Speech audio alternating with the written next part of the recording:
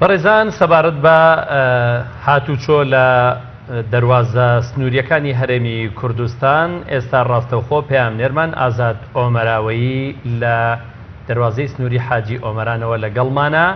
ئازاد سڵاو لێبێ، دوایین زانیاری سەبارەت بە ئاڵوگۆڕی بازرگانی و هاتنوچوونی گەشتیاران لە دەواازەی سنووری حاجی ئۆمەرانەوە چۆنە؟ بەڵێ بەختیار سڵاورەتۆ و لە تەواوی بینەرانی بەڕێز بێتن. دیارە لە ئێستادا دوو کاتژمێر بەسەر بڕیارەکەی عێراقدا دەچێتن کەوا بڕیاریان دابوو مەرزە نێودەوڵەتیەکانی هەرێمی کوردستان ڕادەستی حکوومەتی عێراق بکرن و فەرمانبەرانی ئەوان جێگیر بن، بەڵام تاوەکو ئێستا دۆخەکان ئاسایین و مەرزەکان هەر لە دەستی حکوومەتی و هیچ هێزێکی ئەوتۆ لەلایەن حکوومەتی عێراقەوە ڕەوانەی مەرزی حاجی ئۆمەران نەکراوە، بەڵکو جموجۆڵی بازرگانی و هەم گەشتیاری لە سنوورەکە ئاساییە.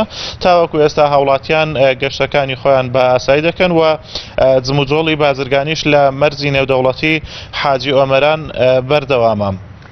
زۆر باشە ئازاد، سەبارەت بە بوونی مانۆڕی سەربازی بە پێی و هەواڵانەی کە تۆ بە ئێمە داوە لەو سنوورە لە سنووری حاجی ئۆمەران و سیدەکان و ناوە کۆماری ئیسلامی ئێران لە ئێستادا مانۆڕی سەربازی دەکا و مانۆڕە سەربازی تەنها ئاسمانی یاخود مانۆڕی زەمینیش لەو سنوورە هەیە؟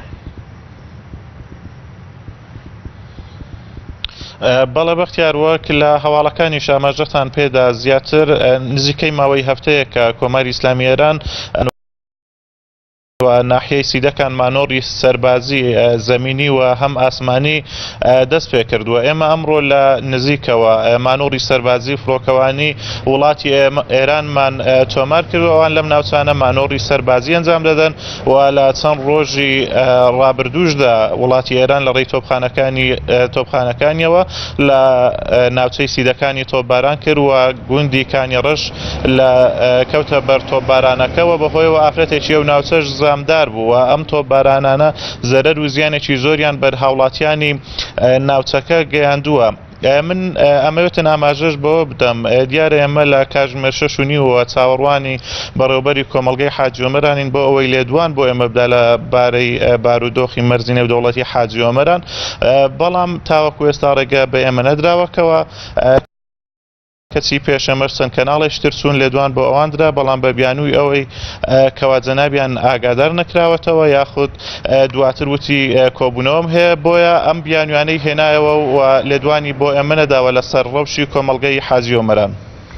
زۆر باشە، ئەو مانۆڕە سەربازیانە پێدەچێت هەر پێویست بێ بە ئەم بڕیارەکانیان، ئەم بڕیارانەی دوایی کە حکوومەتی عێراقی دەریکردن بۆ ڕادەستکردنەوەی مەرزە نێودەوڵەتیەکان یاخود هەر شتێکی ئاسایی کۆماری ئیسلامی ئێران ئەنجامی دەدا.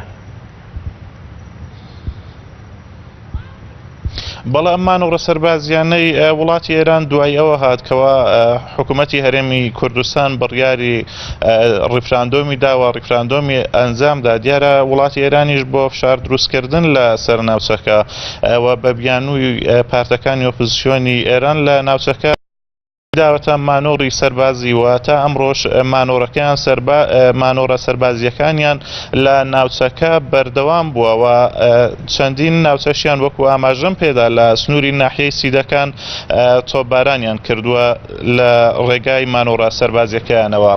لە دەواازەی سنووری حاجی ئۆمەرانەوە ئازاد ئۆمەراوەیی پەیامنێرمان زۆر سوپاس.